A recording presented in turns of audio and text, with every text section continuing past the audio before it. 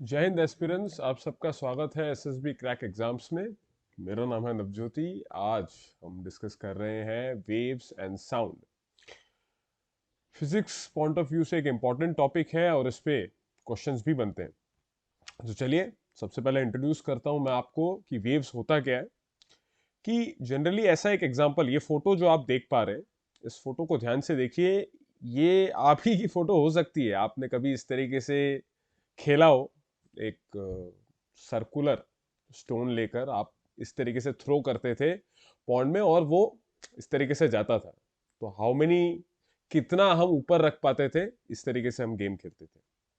तो गेम खेलते वक्त आपने ध्यान दिया होगा कि जब भी इस तरीके से कोई पत्थर गिरता है पानी में, तो एक इस तरीके का सर्कुलर एक some kind of a disturbance is created और ये सर्कुलर डिस्टर्बेंस ट्रैवल होता रहता है till the end of the pond. मतलब वो जहां आपने पत्थर गिराया वहां से शुरू होगा और धीरे धीरे करके बढ़ता रहेगा। इस सर्कल की रेडियस बढ़ती रहेगी और ये एंड हो जाएगा एक पॉइंट पे, वहां से फिर दिखना बंद हो जाएगा। तो ये जो आपने देखा, this is what is called a wave. ये एक डिस्टर्बेंस है जिसमें एनर्जी ट्रैवल होती है without the motion of the matter. क्योंकि आप ये देख पाएंगे कि वहां मोशन जो हो रहा है वो जस्ट जिस पॉइंट पे वो सर्कल जा रहा था उस पॉइंट पे एग्जैक्टली जो वहां पर वाटर पार्टिकल है वो हल्का सा मूव करेगा और फिर वो वापस अपने पोजीशन पे आ जाएगा और फिर आपका सर्कल आगे थोड़ा सा मूव कर जाएगा और फिर अगला जो पार्टिकल है वो फिर मूव करेगा। इस तरीके से एनर्जी जो है वो ट्रांसफर होती जा रही है। ठीक है, तो ये एक एग्जांपल है वेव का और इस स्पेसिफिक एग्जांपल को बोलते हैं वाटर वेव। इस वाटर वेव को मैं आगे और थोड़ा सा डिस्क्राइब करके वेव्स के टाइप्स में हमको हेल्प होगी जब हम इसको समझेंगे। वाटर वेव के एग्जांपल को यूज करते हुए हम कुछ और टाइप्स भी समझ पाएंगे वेव्स के। तो चलिए टाइप्स और एक चीज हम पढ़ते हैं कि based on whether it can travel through a material medium, waves are divided into two main categories, one and two, that is mechanical and electromagnetic। Mechanical का क्या मतलब है कि उसको एक मीडियम की जरूरत है, चाहे सॉलिड हो चाहे लिक्विड हो या गैस हो, कोई एक मीडियम की तो जरूरत है, उसके बिना वो ट्रैवल नहीं कर सकता। इसका एग्जांपल है अभी जो मैंने आपको वो पत्थर और पानी में जो सर्कल बनते हैं उसका एग्जांपल दिया, दैट इज वाटर वेव, इसका एग्जांपल है।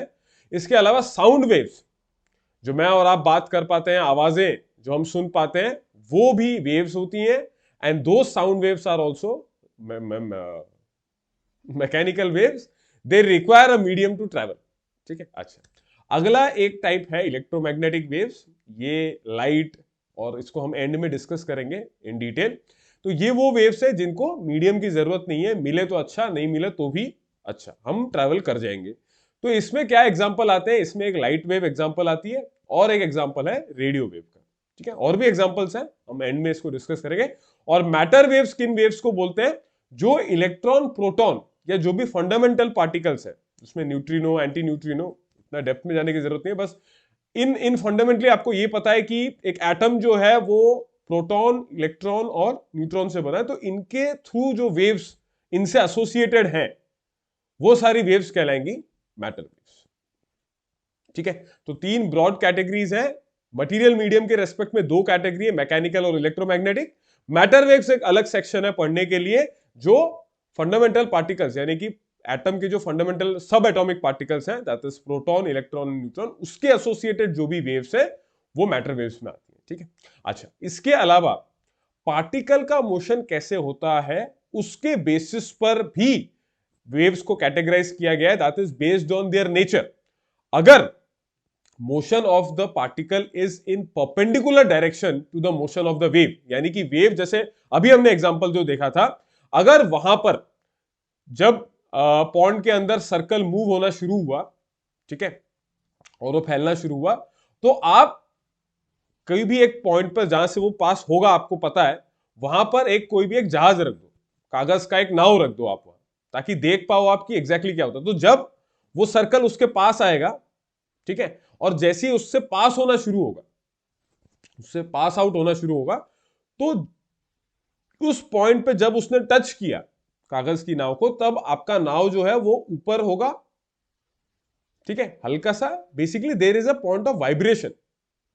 हल्का सा ऊपर हुआ, नीचे को वापस अपने मीन पोजीशन पे आ जाएगा जहां पर वो एग्जैक्टली पहले था, और फिर आपका वो जो सर्कल है जो बना था, that is the water wave, वो आगे पास हो जाएगा। यस, तो आप ये बोल सकते हैं कि वो पार्टिकल है जो उसमें था वो मूव इस तरीके से हुआ।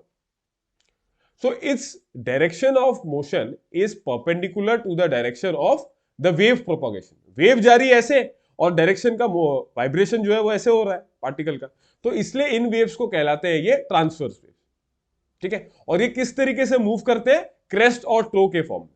ठीक है, ये डायग्राम मैं अभी आपको एक्सप्लेन करूंगा, जब मैं इसके साथ एसोसिएटेड पैरामीटर्स आपको समझाऊंगा तब आपको और अच्छे से क्लियर हो जाएगा। अच्छा, ट्रांसवर्स के अलावा इसी का दूसरा क्या हो जाएगा कि अगर पार्टिकल सेम डायरेक्शन में ट्रेवल करे अलोंग द वेव प्रोपगेशन तो वो कहलाता है लॉन्गिट्यूडनल। हम जो साउंड वेव्स की अभी स्टडी करेंगे वो लॉन्गिट्यूडनल वेव्स होती है, उसमें प्रोपगेट जिस डायरेक्शन में हो रहा है वेव उसी डायरेक्शन में पार्टिकल्स भी वाइब्रेट करते हैं। ठीक है, और इसमें जो रीजन्स क्रिएट होते हैं उसमें तो आपने बता दिया ट्रांसवर्स में क्रेस्ट एंड ट्रो। इसमें लॉन्गिट्यूडनल में क्या होता है, कुछ रीजन ऐसे बनते हैं जो हेवीली डेंस्ड होते हैं और कुछ रीजन बनते हैं जो मतलब खाली खाली सा हो जाता है, लेस डेंस। ठीक है, तो नॉर्मली जो प्रेजेंट था वो अब इस तरीके से अल्टरनेट रीजन्स बन जाते हैं, अभी हम देखेंगे उसको भी। इनको रीजन्स को बोलते हैं, जहां पर ज्यादा डेंसिटी क्रिएट होती है वहां बोलते हैं कंप्रेशन, और जहां रीजन्स ऑफ लो डेंसिटी बोलते हैं उनको बोलते हैं रेयरफैक्शन। उनको बोलते हैं रेयरफैक्शन। तो नेचर कि किस डायरेक्शन में आपके पार्टिकल का वाइब्रेशन है कॉरस्पॉन्डिंग या in comparison to the wave propagation, उसमें दो कैटेगरी में डिवाइड किया गया है आपके वेव्स को, एक में ट्रांसवर्स है, एक में longitudinal. I hope this is clear. तो एक हमने पढ़ा कि मैकेनिकल इलेक्ट्रोमैग्नेटिक मैटर, ये हमने वेव समझ लिए क्या है, और दूसरा कैटेगरी क्या है कि किस डायरेक्शन में पार्टिकल का वाइब्रेशन है कॉरस्पॉन्डिंग या in comparison to the wave propagation. चलिए आगे बढ़ते हैं। क्या क्या पैरामीटर्स या क्या क्या टर्म्स है जो वेव मोशन से रिलेटेड है? देखिए, वेव मोशन इन जनरल इस तरीके का एक ग्राफ बनता है आपका, साइनोसोडियल ग्राफ होता है, दैट इज एक वेव के फॉर्म में इस तरीके से। ठीक है, अच्छा, तो इसमें जो आपका ये जो हॉरिजॉन्टल लाइन आप बीच में देख रहे हैं ये कहलाता है आपका पार्टिकल्स मीन पोजीशन। अगर आप उस कागज के नाव को ध्यान रखें तो आपको क्लियर रहेगा, वो पहले ऐसे था, then it move this way, then it move different way. तो जो जो मैक्सिमम डिस्प्लेसमेंट हुआ, इस साइड अगर मैं डिस्प्लेसमेंट को प्लॉट करूं तो जो मैक्सिमम डिस्प्लेसमेंट हुआ वो पॉइंट यहां तक है, उसके बाद फिर वापस कम होने शुरू हो गया। तो ये जो डिस्टेंस है, this distance D is called as amplitude. कि मीन पोजीशन से मैक्सिमम कितना ऊपर गया या कितना नीचे गया, ये भी एग्जैक्टली उतना ही डिस्टेंस होगा, this is called as amplitude. ठीक है, इंपॉर्टेंट फैक्टर, इंपॉर्टेंट टर्म है ये, क्योंकि आगे कुछ और साउंड वेव से रिलेटेड टर्म्स को समझने के लिए ये जरूरत आता है, इसकी जरूरत पड़ेगी। वेवलेंथ क्या है मैंने आपको अभी बताया, यहां पर जो हाईएस्ट पॉइंट्स है इनको बोलते हैं क्रेस्ट। अगर हम ट्रांसवर्स वेव्स की बात करें तो इनके बीच का जो डिस्टेंस है, दो क्रेस्ट पॉइंट्स के बीच का डिस्टेंस, ये नीचे वाला तो क्रेस्ट थोड़ी कहलाएगा, ये तो कहलाएगा ट्रोव्स। ठीक है, सो दो क्रेस्ट के बीच का डिस्टेंस अगर मैं नाप लूं तो this is called as wavelength, और ये रिप्रेजेंट होता है लैम्डा से।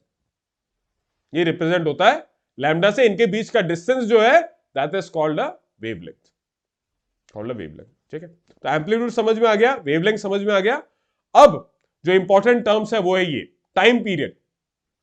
एक पर्टिकुलर वाइब्रेशन में कितना टाइम लगता है, और अगर ग्राफ के फॉर्म में मैं दिखाऊं,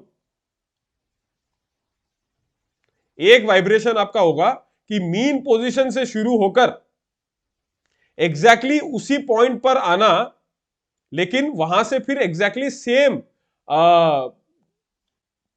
मतलब सेम डायरेक्शन में मूव करना जो रहेगा। मतलब देखिए, यहां पर तो आ रहा है वापस मीन पोजीशन पे, लेकिन यहां से क्या उसी डायरेक्शन में ट्रेवल करने लगेगा जहां से आया था? नहीं, यहां से दूसरी डायरेक्शन में ट्रेवल करने लग गया।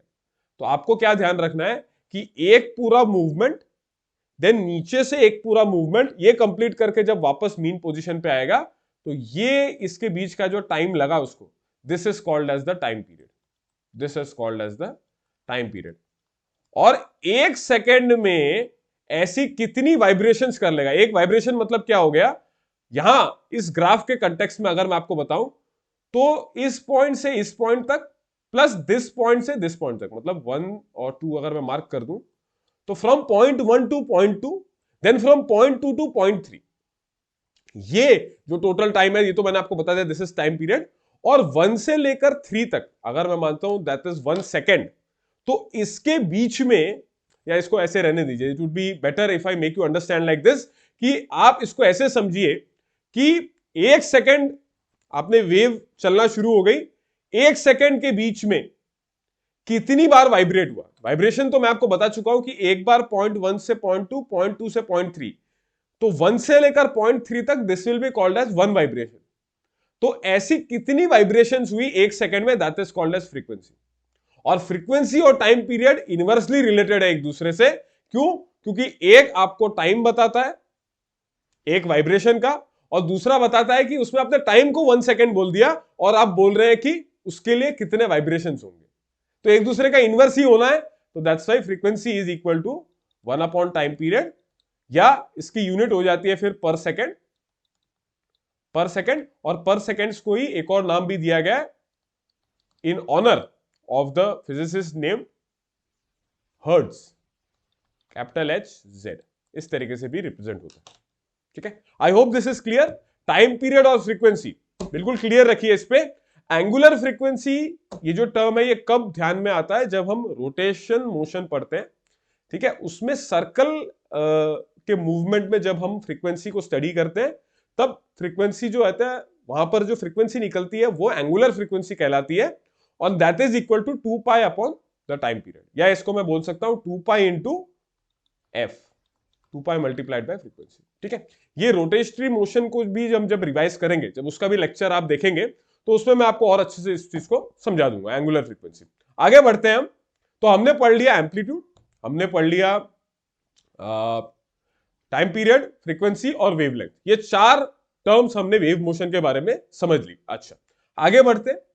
अच्छा, एक और टर्म है that is called as velocity of wave या वेव वेलोसिटी। देखिए, जो हमारे पास साउंड वेव्स होती हैं वो इस तरीके से कुछ दिखती है। देखिए, आपका जो रीजन्स है वो इस तरीके से बन जाएंगे, कुछ ये हेवीली डेंस्ड पार्टिकल्स, और यहां पर आप देखेंगे कंपैरेटिवली आर जो रीजन है दैट इज लोली डेंस्ड, या वहां पर डेंसिटी पार्टिकल्स का कम है, पार्टिकल्स थोड़ा दूर दूर है। सी रीजन में आप देखेंगे कि बहुत पैक्ड है। ठीक है, और इस तरीके से अल्टरनेट बैंड बन रहे हैं, C R C R C, यहां पर भी फिर वापस आर आएगा, ऐसे इस तरीके से। ठीक है, तो आप इसको ग्राफ में अगर प्लॉट करें, डेंसिटी और प्रेशर, या तो डेंसिटी एक पैरामीटर ले लीजिए या प्रेशर, किसी भी एक को प्लॉट कर सकते हैं विद रिस्पेक्ट टू टाइम। तो ये इस तरीके, with respect to distance, sorry, with respect to distance, तो ये इस तरीके का एक ग्राफ बनेगा। और यहां पर भी मैंने आपको जैसे समझाया था, amplitude is the maximum displacement that is a, wavelength lambda, distance between any two crest या दो ट्रोस के बीच का भी डिस्टेंस आप वेवलेंथ ही बोलेंगे। ठीक है, अच्छा, इसके बाद एवरेज डेंसिटी या प्रेशर, ये एवरेज डेंसिटी हो गया, इसको मीन मान लिया, यहां से आप डेंसिटी या प्रेशर का वेरिएशन देख रहे हैं। ठीक है, तो वेलोसिटी ऑफ अ वेव आप बोल सकते हैं wavelength divided by time period. ठीक है, that can be written as wavelength into 1 by time period, और 1 बाय टाइम पीरियड हमने पढ़ा था lambda into frequency F. So velocity of wave can be given as wavelength multiplied by frequency, wavelength multiplied by frequency. चलिए आगे बढ़े। ठीक है, तो पांचवा भी हमने पढ़ लिया कि वेव की वेलोसिटी कैसे दी जाती है, this is how waves velocity is given, distance by time. अच्छा, वेवलेंथ डिस्टेंस ट्रेवल करने के लिए दो ट्रोस के बीच का distance is what is the time period, is distance is the wavelength, और उस ट्रैवलिंग के दौरान जो टाइम लगा that is the time period. तो हमने डिवाइड कर दिया, तो फॉर्मूला हमको मिल गया, wave velocity is equal to wavelength into frequency. चलिए आगे बढ़े। अब साउंड वेव्स की बात करते हैं हम पर्टिकुलरली। ठीक है, वेव्स का एक जनरल आइडिया ले लिया, थोड़ा एंड में हम वेव की और भी कुछ प्रॉपर्टीज देखेंगे, क्या क्या फिनोमिना वो दिखाता है, जैसे डिफ्रैक्शन, इंटरफेरेंस, ये सब हम पढ़ लेंगे। अभी स्पेसिफिकली हम साउंड वेव्स को समझने की कोशिश करते हैं। ये एक लॉन्गिट्यूडनल वेव है, यानी कि इसमें वेव उसी डायरेक्शन में जाती है जिसमें पार्टिकल्स का वाइब्रेशन है। ये आप देख चुके हैं, ये देखिए पार्टिकल्स का वाइब्रेशन, ये जो सी आर रीजन बना, ये बेसिकली क्या है, ये वाइब्रेशन की वजह से बना। पार्टिकल्स ने रीअरेंज कर लिया एक दूसरे अपनी पोजीशंस को, ठीक है। तो वाइब्रेशन उसी डायरेक्शन में हुआ, वेव भी उसी डायरेक्शन में जा रही है, 100% वेव उसी डायरेक्शन में जा रही है, तभी तो दूसरे को सुनाई दे रहा है, ठीक है। चलिए, तो लॉन्गिट्यूडनल है, it is a form of energy, एक एनर्जी का फॉर्म है।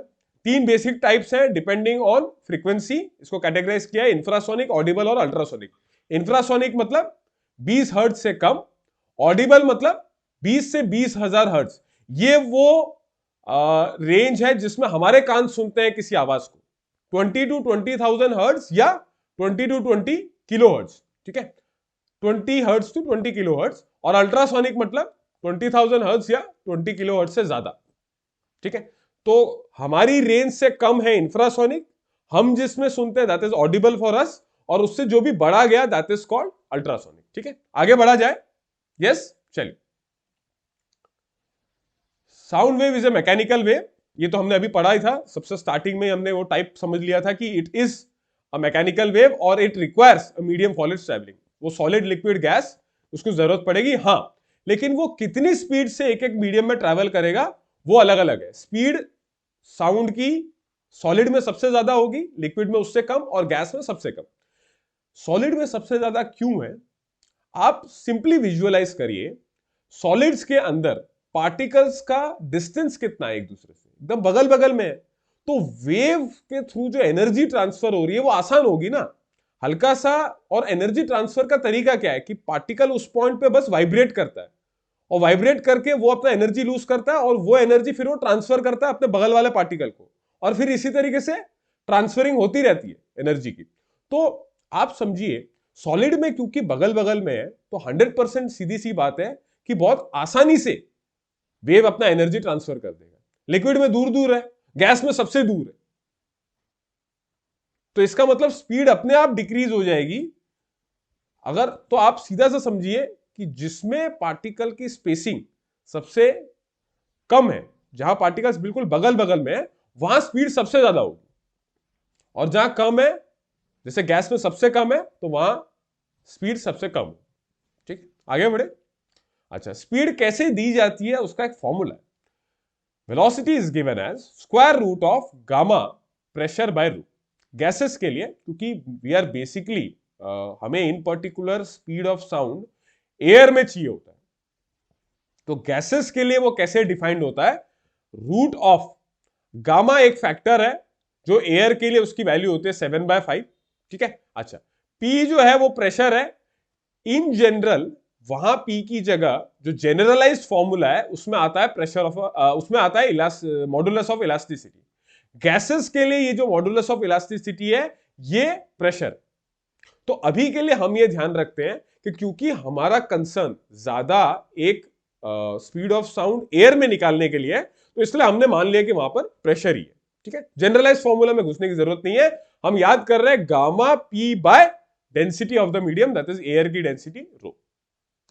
तो इस फॉर्मूला में जब वैल्यूज पुट करी गई, ठीक है, अच्छा, हर टेम्परेचर पर अलग अलग रहेगा, density will change, probably pressure will also change, ठीक है।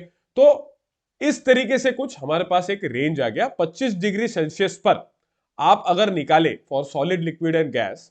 हाँ, जो जनरलाइज फॉर्मूला मैंने आपको बताया उसमें थोड़ा अलग डिफरेंस आ जाएगा, gamma P by rho is for gases, ठीक है। अच्छा, तो गैसेस के केस में आप देखिए, what we are concerned first is the air.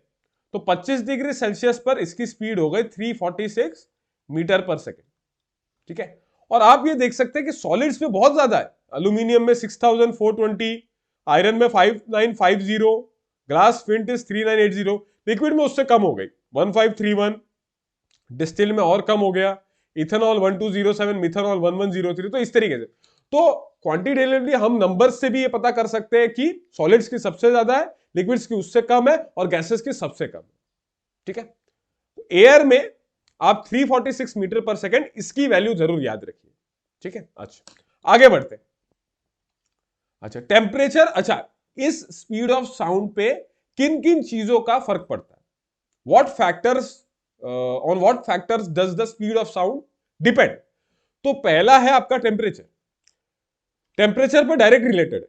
अगर ज्यादा गर्मी है तो साउंड की स्पीड ज्यादा होगी, ठीक है, साउंड की स्पीड ज्यादा होगी, मॉलिक्यूल्स तेजी से भाग सकते हैं, kinetic energy eventually is greater, so speed of sound will be greater, ठीक है। अच्छा, तो रेशियो करते वक्त आप स्क्वायर रूट का ध्यान रखेंगे कि it's proportional to square root of the temperature there, और एक रिलेशन अगर आपको पता है, अगर वी नॉट आपके पास है तो लीनियर रिलेशन है V naught plus 0.61 into the temperature. अगर 0 डिग्री सेल्सियस पर वी नॉट है तो टी डिग्री सेल्सियस पर आप इस तरीके से निकाल सकते हैं 0.61 इंटू टी, ठीक है, उस पर आप फिर वेलोसिटी निकाल सकते हैं। तो इस तरीके से टेम्परेचर पे डायरेक्टली रिलेटेड है, रूट ऑफ टी के डायरेक्टली।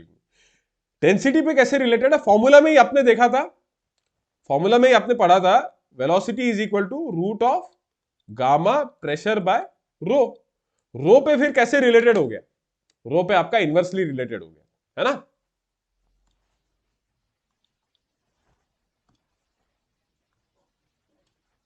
रो पे आपका इनवर्सली रिलेटेड हो गया, मतलब वो गैस जिसकी डेंसिटी ज्यादा है उसके अंदर स्पीड ऑफ साउंड कम होगा, ठीक है, inversely proportional to square root.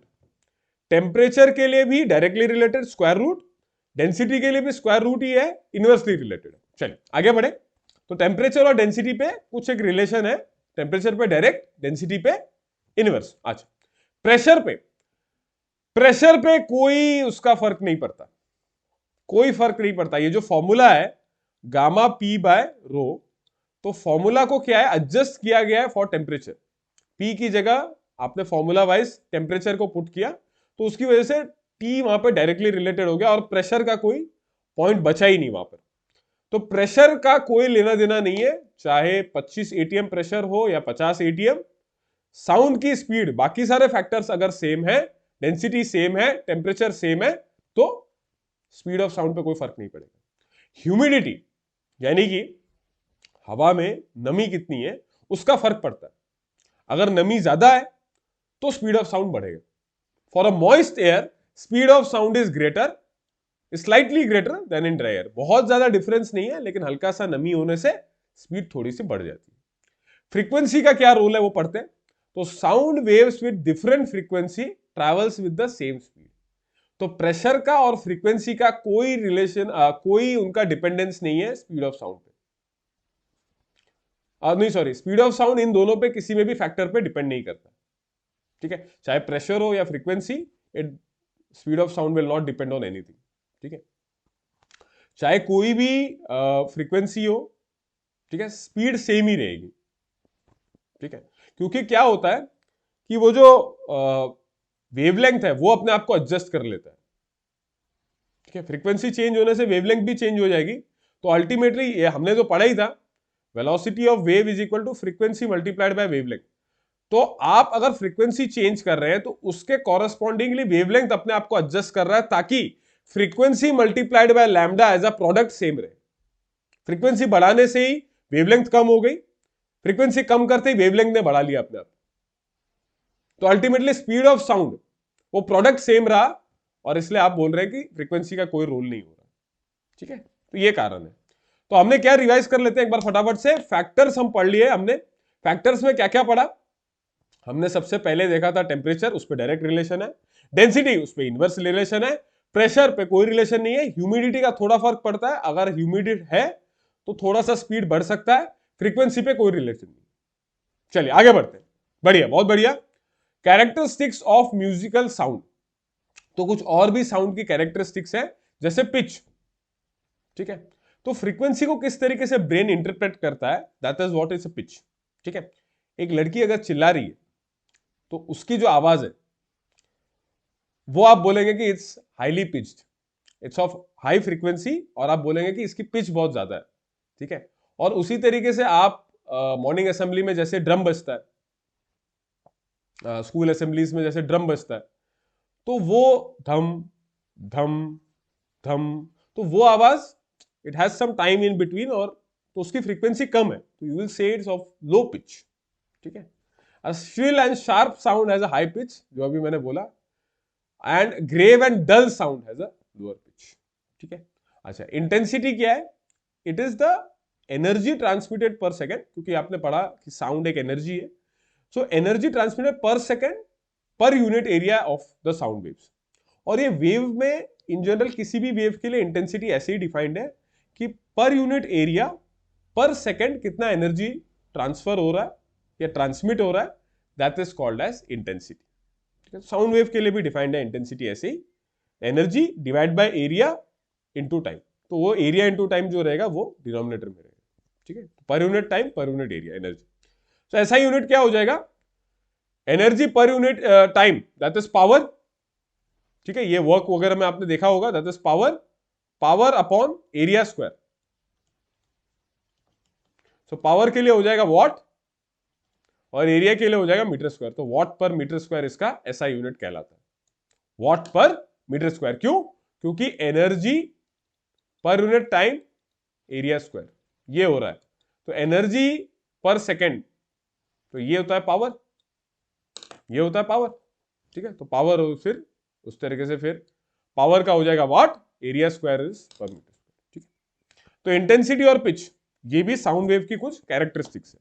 ठीक है, अच्छा, पिच का डायरेक्ट रिलेशन है फ्रीक्वेंसी के साथ। ओके, आगे बढ़ते। लाउडनेस, लाउडनेस इज नॉट कि साउंड कितना तेज बढ़ रहा है, it is more defined on the scale कि हमारा कान कैसे रिस्पॉन्ड कर रहा है उसको। ठीक है, जस्ट बिकॉज हमने किसी और एक साउंड को अच्छे से सुनाई दिया हमको, तो हम उसको लाउड बोल सकते हैं। We may hear one as louder than the other simply because our ear detects it better. ठीक है, तो लाउडनेस का डायरेक्ट रिलेशन है एम्पलीट्यूड के साथ, वेव की एम्पलीट्यूड के साथ। यहां इन दो डायग्राम्स में देखिए, ये दो ग्राफ्स में देखिए, सॉरी, आप देखिए कि जो सॉफ्ट साउंड है, ठीक है, उसकी और लाउड साउंड दोनों की ही फ्रीक्वेंसी सेम है। फ्रीक्वेंसी मतलब आप कैसे बता सकते हैं कि फ्रीक्वेंसी सेम है, एक पर्टिकुलर पॉइंट पर दोनों वेव सेम तरीके के पॉइंट से अगर ट्रैवल कर रहे हैं तो आप बोल सकते हैं इस तरीके से, soft sound, louder sound. Soft sound का मतलब क्या हुआ कि लाउडनेस, उसकी एम्पलीट्यूड कम है, फ्रीक्वेंसीज तो दोनों में ही सेम है, मैंने अभी आपको बताया। और कैसे आप ये बता सकते हैं, ये देखिए,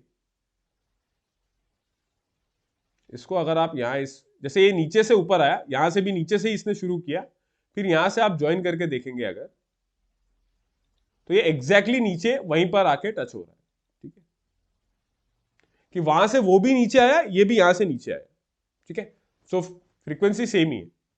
ठीक है, अच्छा, इसी तरीके से यहां पर भी सेम, तो फ्रीक्वेंसी सेम है। ठीक है, सेम इस तरीके को देखकर, इस तरीके से दोनों ग्राफ को एनालाइज करके आप बोल सकते हैं कि फ्रीक्वेंसी सेम है। अच्छा, एम्पलीट्यूड की फर्क से आप बोल सकते हैं कि ये कम लाउड है, less loud, and this sound is more loud.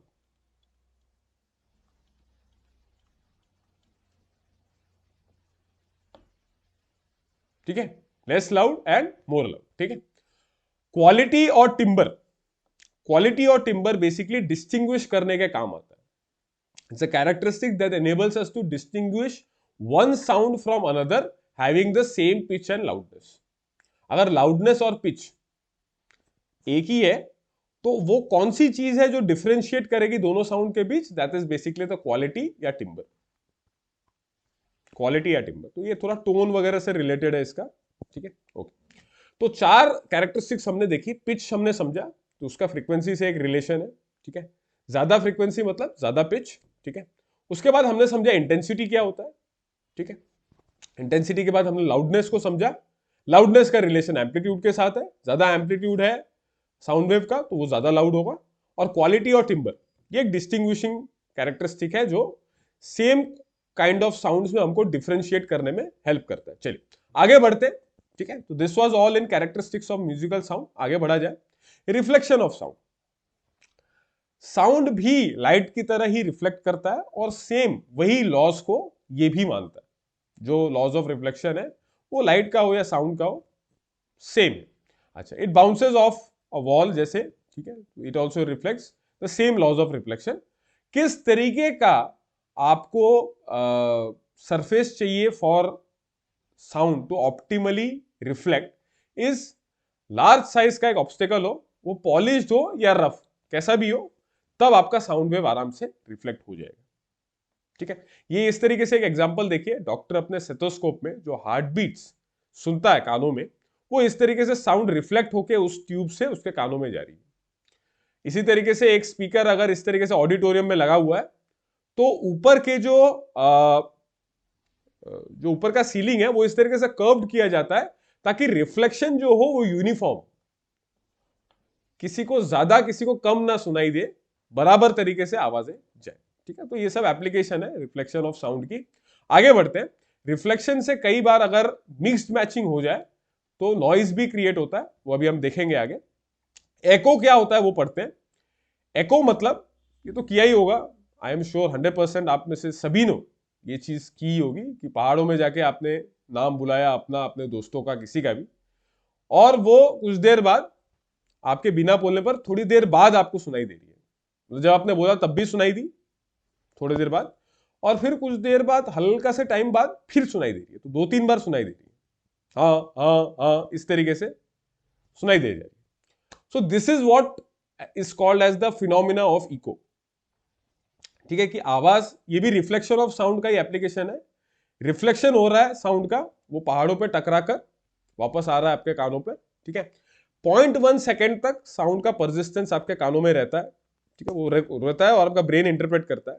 अच्छा, देखिए, अगर 344 मीटर पर सेकेंड से उसकी साउंड की स्पीड जा रही है और हमें परसिस्टेंस का टाइम पता है 0.1 सेकेंड, कि उतनी देर पे हमें इको का पता चल जाएगा। अगर उससे 0.1 सेकेंड से पहले आया हमारे कानों में तो एको का पता नहीं चलेगा, मतलब दो डिस्टिंग्विशिंग साउंड नहीं सुनाई देंगी। ठीक, तो इसका मतलब मिनिमम डिस्टेंस जो एको के लिए चाहिए that would be 344 metre per second multiplied by 0.1 second, that is speed multiplied by time. So 34.4 metre, ये टोटल डिस्टेंस जो साउंड वेव ट्रैवल करके आपके कानों तक आएगा तो आपको एको सुनाई देगा। और क्योंकि ये डबल द डिस्टेंस है तो इसका आधा, यानी कि 17.2 metre is the minimum distance.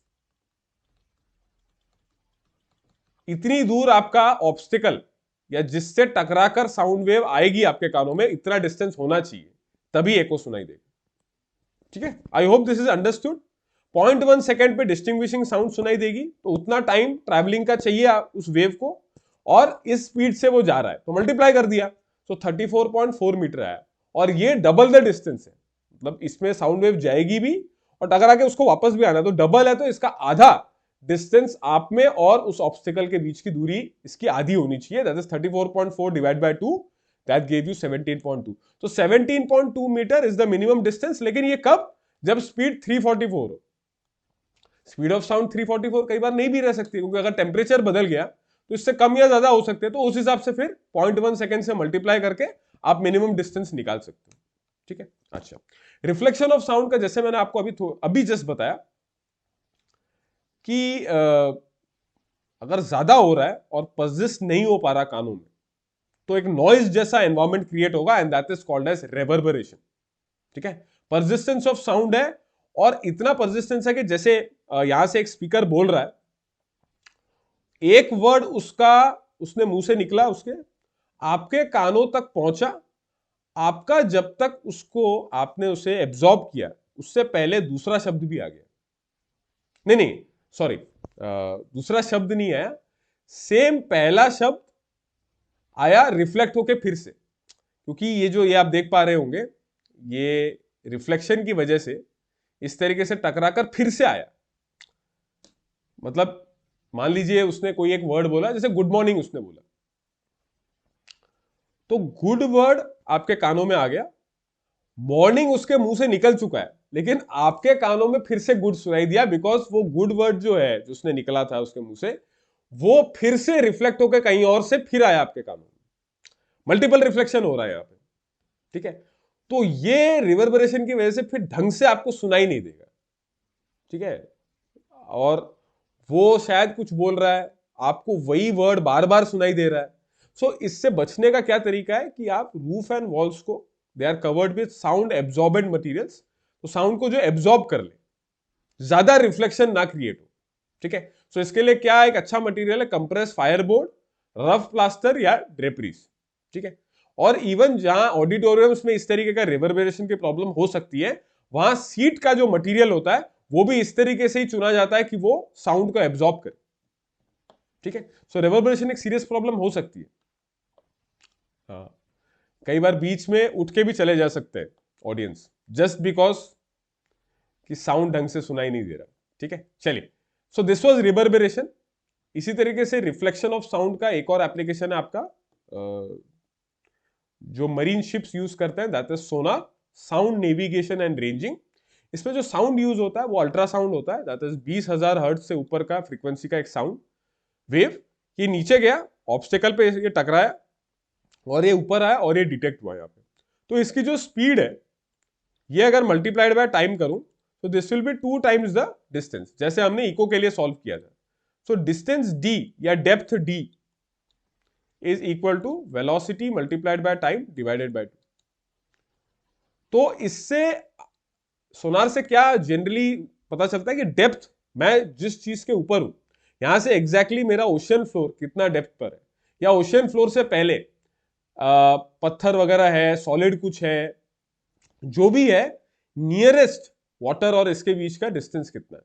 तो ये आपको ये बता देगा, velocity multiplied by time by 2। और अल्ट्रासाउंड की प्रॉपर्टीज से आप इवन सॉलिड है कि वहां किस तरीके का मटेरियल है उसके बारे में भी एक आइडिया मिल जाता है, ठीक है। तो सोनार का ये एप्लीकेशन है, डेप्थ ये बता देता है while travelling for a ship, ठीक है। इस तरीके से फॉर्मूला से कैलकुलेट होता है। चलिए आगे बढ़ते हैं। ह्यूमन ईयर, ह्यूमन ईयर को समझते हैं कि हमारे कान किस तरीके से काम करते हैं, कैसे साउंड वेव आती है और किस तरीके से प्रोसेस होकर हमें ब्रेन तक वो जाता है। तो 3 पार्ट्स में डिवाइडेड है आपका ईयर, आउटर, मिडिल और इनर। आउटर का मतलब क्या कि इसका मेन काम है कि ये साउंड अच्छे से रिसीव करे, इसलिए आप ये जो एरिया देख पा रहे हैं ये बनाया इस तरीके से ताकि मैक्सिमम वेव्स को ये एब्जॉर्ब कर सके, ठीक है, ठीक है। To collect sound waves and guide them to the tympanic membrane. ये ईयर ड्रम का ही दूसरा नाम है, टिम्फैनिक मेम्ब्रेन। किसके थ्रू जाता है ये रहा आपका ऑडिटरी कैनल, जिसके थ्रू वेव जाएगा और अंदर जाके ईयर ड्रम को वाइब्रेट करना स्टार्ट करेगा। यही वेव्स ईयर ड्रम को वाइब्रेट करना स्टार्ट करेगी, इसको टिम्फैनिक मेम्ब्रेन भी बोलता है। और आउटर ईयर, ये जो बाहर का पोर्शन है ये कहलाता है pinna, PINNA, pinna. So outer ear के 3 पोर्शन है, पिन्ना, ऑडिटरी या ईयर कैनल और ईयर ड्रम, ठीक है। अच्छा, अब ईयर ड्रम तक आपका साउंड वेव आ चुका है। अब मिडिल ईयर की बात करते हैं। इसमें आपके 3 बोन्स हैं जो इन शेप्स के हैं और इन शेप्स की वजह से इनका नाम भी ऐसे ही पड़ गया है, हैमर, एनविल और स्टिरअप, ठीक है। हैमर, एनविल और स्टिरअप। और ये टाइनीएस्ट बोन्स हैं आपके बॉडी के। हमारे 206 हड्डियों में सबसे छोटी हड्डियां ये हमारे कानों के अंदर है, हैमर, एनविल एंड स्टिरअप। इनका मेन काम क्या है, ईयर ड्रम वाइब्रेट होना स्टार्ट किया, इन बोन्स की मदद से उसका एम्पलीट्यूड बढ़ जाएगा। To increase the amplitude, to amplify या टू इंक्रीज द एम्पलीट्यूड, उसका एम्पलीट्यूड बढ़ जाएगा, ठीक है। अब मिडिल ईयर का काम हो गया, एम्पलीट्यूड बढ़ गया है वेव का। अब ये जाएंगे इनर ईयर में। इनर ईयर में बेसिकली जो हमारा बॉडी पार्ट है दैट इज कॉल्ड कॉक्लिया। ये क्या करता है, इसी वाइब्रेशन जो एम्पलीफाई हो चुके हैं, जिनकी एम्पलीट्यूड बढ़ चुकी है, उन्हें इलेक्ट्रिकल सिग्नल्स में कन्वर्ट करता है और ब्रेन तक पहुंचाता है, ठीक है। और फिर ब्रेन न्यूरॉन्स के थ्रू कनेक्ट करता है कि अच्छा ये उसके बारे में बात हो रही है, ये हो रहा है, फिर आप कनेक्ट करते हो वो सब, ठीक है। सो आउटर, मिडिल और ईयर। आउटर में क्या था, पिन्ना, ऑडिटरी, ईयर कैनल और ईयर ड्रम। ईयर ड्रम में वो साउंड वेव ईयर ड्रम तक आ जाएगी, वाइब्रेट करना स्टार्ट होगा। ईयर ड्रम से फिर वो उन तीनों बोन्स का क्या काम है कि ईयर ड्रम की उन वाइब्रेशंस को वो एम्पलीट्यूड करता है, एम्पलीफाई करता है या उनके एम्पलीट्यूड को बढ़ा देता है। और फिर कॉक्लिया जो इनर ईयर में है उसका काम क्या है कि इन एम्पलीफाइड साउंड वेव्स को वो इलेक्ट्रिकल सिग्नल्स में कन्वर्ट करता है और ऑडिटरी नर्व या ऑडिटरी कैनल के थ्रू, ऑडिटरी नर्व के थ्रू वो ब्रेन तक पहुंचाता है। So this was all in sound waves और ह्यूमन ईयर, ठीक है। अब वेव्स की कुछ फिनोमिना को हम समझ लेते हैं। वेव्स का थोड़ा सा आइडिया हमने ले लिया था, एम्पलीट्यूड और ये सब टर्म्स हमने पढ़ लिए थे, फ्रीक्वेंसी, वेवलेंथ, ठीक है।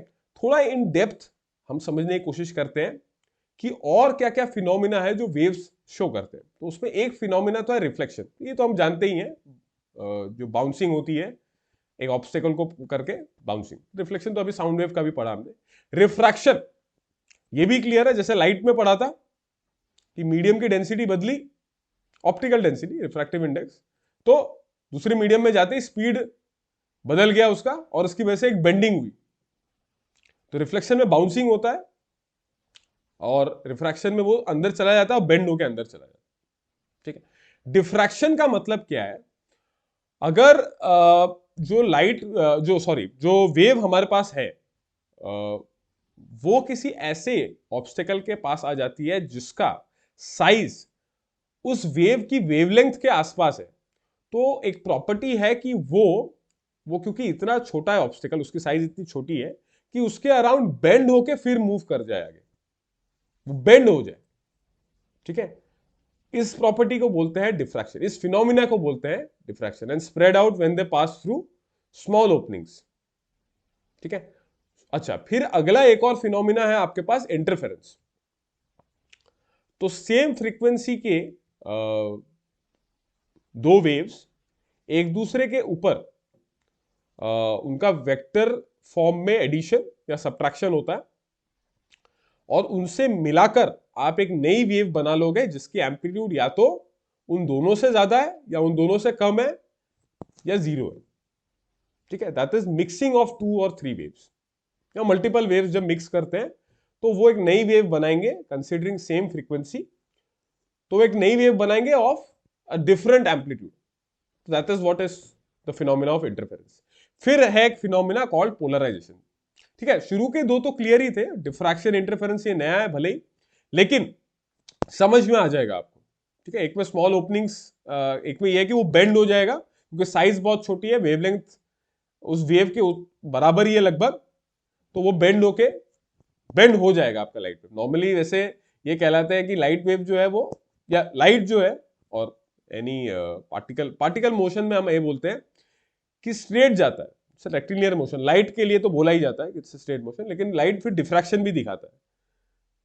ठीक है। तो वो वेव कैरेक्टरिस्टिक्स है, वेव होने की वजह से वो फिर डिफ्रैक्शन भी दिखाता है, वेव प्रॉपर्टी होने की वजह से वो डिफ्रैक्शन भी दिखाता है। पोलराइजेशन क्या है कि अलग अलग डायरेक्शन में, ठीक है, जो आपका लाइट वेव है, बेसिकली जब हम वेव फिनोमिना पढ़ते हैं तब लाइट वेव को ही ध्यान में रखकर we try to understand the phenomena. तो लाइट वेव के कंटेक्स्ट में अगर देखें तो अभी हम इलेक्ट्रोमैग्नेटिक वेव्स देखेंगे तो उसमें और अच्छे से क्लियर हो जाएगा। उसमें अलग अलग डायरेक्शन में वाइब्रेशंस होती हैं, तो किसी एक ही डायरेक्शन में वाइब्रेशन को पास करना, that is called as polarization. ठीक है। बाकी सारे प्रॉपर्टीज ये ध्यान रखिए, 1, 2, 3 एंड 4 चारों ही प्रॉपर्टीज लॉन्गिट्यूडनल प्लस ट्रांसवर्स दोनों वेव के लिए पॉसिबल है। ठीक है। लेकिन सिर्फ पोलराइजेशन है जो सिर्फ ट्रांसवर्स वेव में ही पॉसिबल है, लॉन्गिट्यूडनल के लिए पॉसिबल है। क्यों? आप ध्यान रखिए ना, पोलराइजेशन में आप बोल रहे हो परपेंडिकुलर डायरेक्शन, परपेंडिकुलर डायरेक्शन में किसी एक परपेंडिकुलर डायरेक्शन में आप अलाउ कर रहे हो, तो वो फिर परपेंडिकुलर, उसका मतलब क्या, वाइब्रेशंस परपेंडिकुलर, तो वो तो ट्रांसवर्स वेव में ही होगी, लॉन्गिट्यूडनल में तो होगा नहीं। लेकिन बाकी सारी प्रॉपर्टीज, रिफ्लेक्शन, रिफ्रैक्शन, डिफ्रैक्शन और इंटरफेरेंस, ये लॉन्गिट्यूडनल वेव में भी पॉसिबल है। ठीक है। ये दोनों में पॉसिबल है। ठीक है। चलिए आगे बढ़ते हैं। इंटरफेरेंस कुछ इस तरीके से दिखता है कि सेम फ्रीक्वेंसी की वेव्स अगर मैं देखूं, ये एक येलो वेव आप देखिए और एक ग्रीन वेव देखिए, सेम फ्रीक्वेंसी की है, और एक और टर्म कहलाता है वेव जो हम स्टडी करते हैं कॉल्ड सेम फेज। तो सेम फेज बेसिकली क्या है कि एग्जैक्टली अगर एक पार्टिकल एक वेव में वहां उस पोजीशन पर है तो दूसरे वेव में भी आप देखें वो लगभग सिमिलर दिखेगा आपको। सिमिलर कैसे है, ये देखिए टॉप पॉइंट यही आया, एग्जैक्टली इसको अगर नीचे प्लॉट करूं तो एग्जैक्टली ऊपर के लिए भी टॉप पॉइंट वही आया। तो this is called as moving in the same phase. तो सेम फेज में अगर है तो ये दोनों वेव मिला के एक नई वेव बनाएंगी जो डॉटेड मार्क करा हुआ है, this is the new wave, जो सबसे ऊपर गई हुई है, this is the new wave. ठीक है। तो ये इंटरफेरेंस की प्रॉपर्टी है। ठीक है। सिमिलरली पार्शियल डिस्ट्रक्टिव, ये देखिए एक वेव ये ब्लू कलर की ये जा रही है ऐसे, दूसरी एक वेव है ये सेम फेज में नहीं है और इसकी फ्रीक्वेंसी भी अलग है, तो इससे जो वेव बन रही है जो डॉटेड आप देख पा रहे हैं, this is the new wave that has been created. Similarly ये देखिए कंप्लीट डिस्ट्रक्टिव, कंस्ट्रक्टिव मतलब एम्पलीट्यूड बढ़ गया, डिस्ट्रक्टिव मतलब कुछ भी नहीं रहा एम्पलीट्यूड। ये कब होगा, जब एग्जैक्टली जब आपका एक वेव नीचे हो और दूसरा वेव ऊपर हो, तो इफेक्ट जो है वो कैंसिल हो जाएगा। तो अल्टीमेटली जब एक दूसरे के ऊपर आएंगी तब ये देखिए बीच का ये जो वेव सीधी जा रही है, वेव ही नहीं बन रहा, straight, no amplitude, zero amplitude, तो वो है आपका डिस्ट्रक्टिव इंटरफेरेंस। ठीक है, कि जो फेज है वो तो बदल ही गया और एग्जैक्टली ये जहां नीचे जा रहा है दूसरा वेव ऊपर आ गया, एग्जैक्टली ऑपोजिट, तो वहां पर हट जाएंगे। ठीक है, तो ये था इंटरफेरेंस। ठीक है, इसके अलावा कुछ एयर कॉलम्स या स्ट्रिंग्स के बारे में भी जानना जरूरी है कि वाइब्रेशन जब हो रहा है तब सबसे लोएस्ट फ्रीक्वेंसी को आप बोलते हैं फंडामेंटल नोट। ठीक है, इस फ्रीक्वेंसी से ऊपर जब भी वाइब्रेशन होगा तो वो कहलाएगा ओवरटोन। अगर ये ओवरटोन जो क्रिएट हो रही है, यानी कि जो फ्रीक्वेंसीज सबसे लोएस्ट के ऊपर है, ये अगर लोएस्ट के मल्टीपल में हो, 2 टाइम्स, 3 टाइम्स, 4 टाइम्स, 5 टाइम्स, तो आप कहलाते हैं कि ये जो सिस्टम है this is in harmonics, this is a system of harmonics, जहां पर ओवरटोन जो है they are integral multiples of the fundamental. ठीक है, नोट ऑफ लोएस्ट फ्रीक्वेंसी अगर n है, this is called as first harmonics, and note of frequency 2n is called second harmonics या first overtone, फिर second, third harmonic, fourth harmonic, fifth harmonic, इस तरीके से, like multiple form में चल रहा है, तो that is called as harmonics. Fundamental क्या, सबसे लोएस्ट, इसके ऊपर वाले सारे कहलाएंगे ओवरटोन, ऊपर वाले अगर सबसे लोएस्ट के मल्टीपल में है तो it is called as harmonics. ठीक है, अगला एक फिनोमिना हम समझते हैं, what is called as beats. Beats है इंटरफेरेंस ऑफ वेव्स की वजह से जनरेट होता है। अगर फ्रीक्वेंसीज अलग अलग हो गई, ज्यादा डिफरेंस नहीं है, लगभग अराउंड 10 का डिफरेंस है दोनों वेव की फ्रीक्वेंसीज के बीच, तो एक बीट्स जनरेट होते हैं बिकॉज ऑफ इंटरफेरेंस। जो मैंने बताया कि एक वेव दूसरे के ऊपर जो जो बेसिकली वेक्टर एडिशन हो रहा है वेव्स का, दैट इज बेसिकली इंटरफेरेंस। और ये अगर फ्रीक्वेंसीज दोनों वेव्स के बीच में 10 का है, लगभग डिफरेंस उनके बीच में ज्यादा नहीं है, लगभग मैक्सिमम 10 जा रहा है, not more than 10, so then it is called as beats. ठीक है, ये एक इंपॉर्टेंट फिनोमिना है बिकॉज ये एक इंपॉर्टेंट क्राइटेरिया है कंसीडरिंग जब आप इंस्ट्रूमेंट्स को ट्यूनिंग कर रहे हैं, तो कब तक जब साथ में दो म्यूजिशियन गाना गा रहे हैं तो वो ये चेक करेंगे अपने म्यूजिकल इंस्ट्रूमेंट में कि बीट्स ना जनरेट हो, एक फ्रीक्वेंसी पे आ जाए। ठीक है, okay, so this was beats, और बीट की जो फ्रीक्वेंसी होती है वो डिफरेंस ऑफ द फ्रीक्वेंसीज होती है। ठीक है, चलिए आगे बढ़ते हैं। अब समझते हैं हम लोग इलेक्ट्रोमैग्नेटिक वेव्स, और इसी के थ्रू मैं पोलराइजेशन भी समझाऊंगा आपको कि वो वेव्स जो हमने एकदम स्टार्टिंग में पढ़ा था कि जिनको कोई मीडियम की जरूरत नहीं है, that is basically they are transverse waves and they are electromagnetic, so they don't require any material medium, solid liquid gas हो तो अच्छा, नहीं हो तो भी हम ट्रेवल कर लेंगे। किस स्पीड से ट्रेवल करते हैं, इनकी स्पीड फिक्स है 3 into 10 to the power 8 metre per second, that is speed of light के स्पीड से ही ये ट्रेवल करते हैं। किस तरीके से होते हैं ये, दो waves, they consist of two waves oscillating perpendicular to each other and also to the perpendicular to the direction of propagation of light. तो लाइट जो है, electromagnetic waves when we study in consideration of light waves, तो उसके अंदर दो fields हैं जो vibrate हो रही है परपेंडिकुलरली, एक है इलेक्ट्रिक फील्ड और एक है मैग्नेटिक फील्ड, और ये दोनों वेव प्रोपोगेशन के परपेंडिकुलर है। तो ये तो क्लियर सी बात है कि अगर वाइब्रेशन परपेंडिकुलर है टू द वेव प्रोपोगेशन तो इट्स अ ट्रांसवर्स वेव। तो electromagnetic waves are also transverse wave, लेकिन इसमें दो अलग अलग कंपोनेंट्स हैं। एक है आपका electric component, electric field component, जो एक डायरेक्शन में वाइब्रेट कर रहा है, उसके परपेंडिकुलर डायरेक्शन में मैग्नेटिक फील्ड वाइब्रेट कर रहा है, और इन दोनों के परपेंडिकुलर आपका वेव प्रोपोगेट हो रहा है। जैसे ये देखिए एक्स वाई में हो रहा है, ये वाई जेड में हो रहा है, और जेड डायरेक्शन में आपका ये ट्रैवलिंग हो रही है। ठीक है, तो इस तरीके से रहता है, that is perpendicular all of three, all the three are in a perpendicular form. ठीक है, तो इन वेव्स में कौन कौन से वेव्स आते हैं ये देख लेते हैं हम। ठीक है, ओके, ठीक। इलेक्ट्रोमैग्नेटिक स्पेक्ट्रम में ये भी एक स्पेक्ट्रम जैसा है, इसमें भी बहुत सारे वेव्स आते हैं।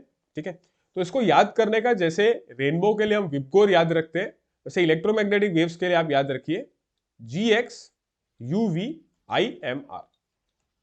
G stands for gamma, X X-ray, U is ultraviolet, V is visible, जो आपका लाइट वेव्स है जो आपको दिख रहा है, जिसमें ये 7 कलर्स आते हैं. I is infrared, M is microwave, R is radio. ठीक है, तो ये देखिए, ये डायग्राम आप ध्यान रखिए, ये हाईएस्ट फ्रीक्वेंसी है तो इनकी वेवलेंथ सबसे कम है, इनके दो ट्रोस के बीच में सबसे लीस्ट डिस्टेंस होगा.